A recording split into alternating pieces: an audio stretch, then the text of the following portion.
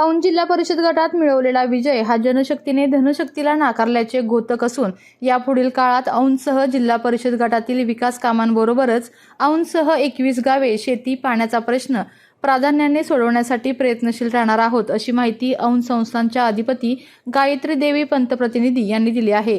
दरम्यान हा विजय आपण दिवंगत माजी उपमुख्यमंत्री अजितदादा पवार यांना समर्पित करतो, असे भावनिक उद्गार ही त्यांनी यावेळी काढलेले आहेत. पुणे येथे आयोजित पत्रकार परिषदेत त्या बोलत होत्या. नमस्कार सगळ्यांना.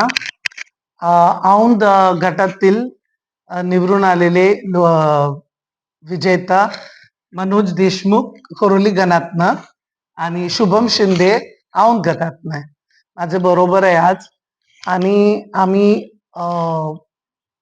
तुमचे सगळे प्रश्नांचे उत्तर द्यायला चालू करायचे ऐवजी हे ट्रिब्यूट, एक श्रद्धांजली दादांना आम्ही हे अर्पण करते.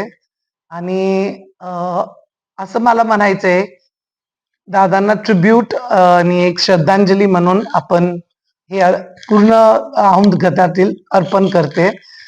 आणि असं मला म्हणायचंय की धनशक्तीवर मनशक्ती आणि जनशक्ती आज विजय झाली आहे आणि ते आपण सिद्ध करून दाखवले. अटीतटीची लढत या ठिकाणी झालेली आहे. त्यातून आपण विजय संपादन केलेलं आहे. राणेसाहेबांचा गट आपण अवधी ठेवलेला आहे. या पुढील काळात आपल्या सर्वांचं विजन राणेसाहेबांच्या मार्गदर्शनाखाली काय असणार आहे, कोणकोणती कामं किंवा वेगळे काय प्रोजेक्ट आपण आणणार आहे, गटात आणि गटावांकडून. नमस्कार. सर्वप्रथम आम्ही जो विजय मिळवला तो विजय हा जनशक्ती आणि मनशक्तीचा आहे. आता सगळ्यात महत्वाचा विषय की जो अजितदादांच्या मार्फत 99% ज्याचं काम झालं होतं, 21 गाव पाणी योजना, हा आता अंतिम टप्प्यात आलेला विषय आणि राज्यपालांना पण अजितदादांनी पत्र लिहिलं आणि त्या पत्राचा आता राज्यपालांकडून अप्रुव्हल येऊन ती योजना मार्गी लागेल. हा सगळ्यात महत्वाचा विषय आमच्यासाठी राहील.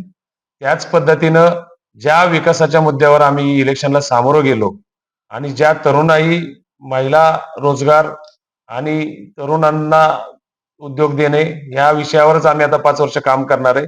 गावोगावी फिरून आम्ही तिथल्या काय गरजा आहेत त्यांचे विकास कामांची लिस्ट घेतली आणि आमच्या नेत्या, आमच्या श्रीमंत गायत्री देवी पंतप्रतिनिधी यांच्या मार्फत त्या योजना किंवा ती कामं कशी मार्गी लावता येतील यासाठी जे काही प्रयत्न करायला लागतील ते या पुढच्या 5 वर्षात आम्ही करून ती कामं मार्गी लावणार आहोत, जेणेकरून औंध गट हा भारतात एक आदर्श गट कसा निर्माण करता येईल, मी भारतातलं सांगतोय, त्या पद्धतीने आमच्या सर्व तरुणांच्या मागे गायत्री देवी आमच्या मागे ताकदीने उभ्या आहेत आणि तोच प्रयत्न आमचा राहील.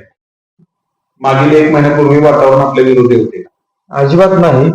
जनता पहिल्यापासून राणेसाहेबांच्या पाठीशी आहे. कुणी काही केलं तर जनताही कायम राणेसाहेबांच्या पाठीशी राहील, हे 100% आहे. तेव्हा आमचा विजय पहिल्यापासून, जेव्हा राणेसाहेबांनी आमच्यावरती विश्वास दाखवला तेव्हापासून आमच्या तिन्ही. राणेसाहेब, आपलं औंधसाठीचा संपर्क इथून पुढे कसा असेल आणि लोकांच्या टच मध्ये राहण्यासाठी, जनतेच्या संपर्कात राहण्यासाठी, त्यांच्या अडीअडचणी सोडवण्यासाठी आपलं काय नियोजन आहे? मी याच्यावर विचार भरपूर केलाय. दादा जसं करत होते हर हफ्ते बारामतीला जाऊन जनता दरबार, तसंच आपलं प्रश्न जर लोकांचं सोडवायचं असेल तर संपर्क हे एक मार्ग आहे. आणि त्याच्यामुळे मला हर हफ्ते ट्यूजडे आणि वेडनेसडे, मंगळवार आणि बुधवार मी एक बसून एका ठिकाणी सगळीकडे सगळ्यांचे प्रश्न जन दरबार, जनता दरबार घेणार आहेत. आणि त्याच्यामुळे आपल्याला भरपूर कामं करायचं संधी भेटणार. साहेब, माझा पुढचा प्रश्न आपल्याला असा आहे की आपण 27 वर्ष झाले राष्ट्रवादीच्या, म्हणजे सुरुवातीपासून फाउंडर मेंबर आहात आणि आता दादांच्या जाण्यानंतर अशा राजकीय वर्तुळात चर्चा उठत आहेत की राष्ट्रवादी सोडून आपण वेगळ्या पक्षाचा विचार करणार. तर आपली राजकीय भूमिका इथून पुढची कशी असणार? 99 पासून माझे जेव्हा पतीचं निधन झाले बालराजेंचं, तेव्हा माझं पोटात एक मुलगी होती आणि हातात एक मुलगी होती. ते कठीण परिस्थितीत मी राष्ट्रवादीचा हात सोडलं नव्हतं.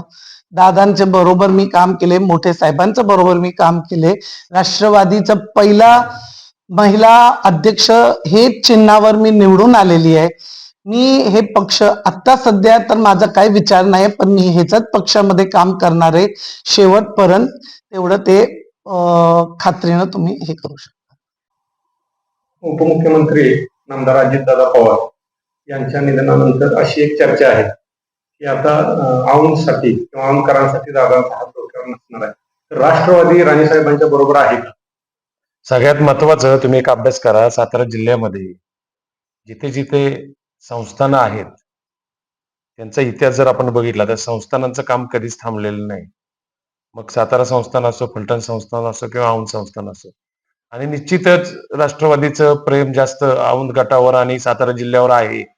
आणि मला एवढं खात्रीशीर मी सांगू शकतो की राष्ट्रवादी ही कायमच औंध बरोबर राहील आणि इथून पुढे 100% राहील. कारण की गेल्या 15 दिवसात आम्ही जो अनुभव घेतला राष्ट्रवादी पक्षाचा उमेदवार म्हणून, राष्ट्रवादी पूर्णपणे ताकदीने आमच्याबरोबर उभी आहे. आणि निश्चितच राणे साहेबांसारख्या एकदम डायनामिक व्यक्तिमत्वामागे पक्ष ताकदीने उभा राहील हे 100% वाटतं.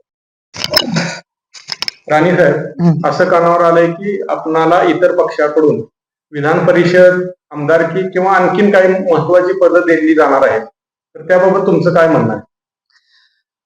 आता सध्या तर काही विचार नाहीये, पण मी माझ्याकडे ऑलरेडी एक बहुत बडा पद आहे. म्हणजे मी एक संस्थांची राणी आहे आणि तेच कायमस्वरूपी माझ्याकडे असेल. ते पद काही 5 वर्षात जात नाही. त्याच्यामुळे मी हे पदावर सगळं काय काम करू शकते ते मला खात्री आहे. प्रश्न हनुमंतराव शिंदे, मला तुम्हाला एक प्रश्न विचारायचा आहे की आता झालेल्या सार्वत्रिक जिल्हा परिषद आणि पंचायत समिती निवडणूक भरपूर असं ऐकण्यात आलं की दबावाचं राजकारण झालं. असं तुम्हाला त्यावेळेस जाणवलं का? आणि इथून पुढं काय भूमिका असणार? तुम्ही राष्ट्रवादीचे ज्येष्ठ नेते म्हणून आज खटाव आणि आपल्या औंध गटात ओळखलं जातं. 1999 पासून औंध संस्थांचे अधिपती श्रीमंत गायत्री पंतप्रधान राणेसाहेब यांच्यावर काम करत असताना असे अनेक प्रसंग निर्माण झाले, परंतु राणे साहेबांच्या पुढे कुणी मोठा नाही. आणि ज्या ज्या वेळेला अशी परिस्थिती निर्माण झाली त्या त्यावेळेला राणेसाहेब सगळ्या कार्यकर्त्यांचं कवच म्हणून उभ्या राहिल्या आणि सगळ्यांना ताकद दिली. कार्यकर्त्याबरोबर जनतेला सुद्धा ताकद दिली आणि तोच दबदबा इथून पुढेही राणेसाहेब पुढं तसाच दबदबा ठेवतील आणि आम्हाला कोणत्याही प्रकारची अडचण निर्माण होणार नाही.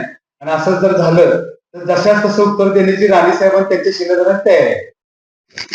राणेसाहेब, आपण लोकसभेला महायुतीचा घटक म्हणून खासदाराला काम केलं, त्यानंतर विधानसभेलाही आपण काम केलं. औंध गटाकडे आता बघताना आपली आता सरळ समोरासमोर लढत झाली, तर त्याबद्दल आपण काय म्हणू? राष्ट्रवादी आणि बीजेपी आणि शिंदे सरकार एकत्र होते तेव्हा अलायन्स मध्ये होते आणि ते तिघं लढत होते. त्याच्यामुळे दादांचे हात बरकत करायच्यासाठी मी लोकसभा आणि विधानसभा दोन्ही दादांचं म्हणण्यानुसार काम केलं होतं. आणि राष्ट्रवादी आणि सगळे माझ्या माणसांनी व्यवस्थित मतदान करून निंबाळकर लोकसभेला आणि गोरे विधानसभेला आम्हाला खूप मदत करून त्यांना विजय करून, एकाचा पराभव झाला पण दुसऱ्यांना विजय करून दिला. आता जे औंध गटामध्ये जे यश आलं त्यामध्ये आपण सर्वांनी दिलेले आशीर्वाद, त्याच पद्धतीनं राष्ट्रवादी पक्षानं दिलेली पूर्ण ताकद आणि औंध गटामध्ये गायत्री देवींचा असलेला वरदहस्त आणि त्यांच्या सर्व कार्यकर्ते, त्यांचे सर्व पत्रकार बंधू, सगळ्या माता भगिनी, त्याच पद्धतीने सर्व वरिष्ठ नेते मंडळी तसेच सर्व इतर पक्ष यांनी आमच्यावर जे प्रेम दाखवलं आणि ते मतदानाच्या स्वरूपात रूपांतरित झालं आणि ह्या अटीतटीच्या निवडणुकीत आम्ही सगळेजण विजयी होऊ शकलो. याबद्दल तुमच्या सर्वांचे आम्ही मनापासून आभार मानतो आणि असेच आमच्या पाठीशी उभे राहा. आणि आमचा फक्त एकच ध्यास आहे या भागाचा विकास, आणि हा भागाचा विकास करण्यासाठी आम्ही 24/7 5 वर्ष तुमच्या बरोबर काम करत राहू.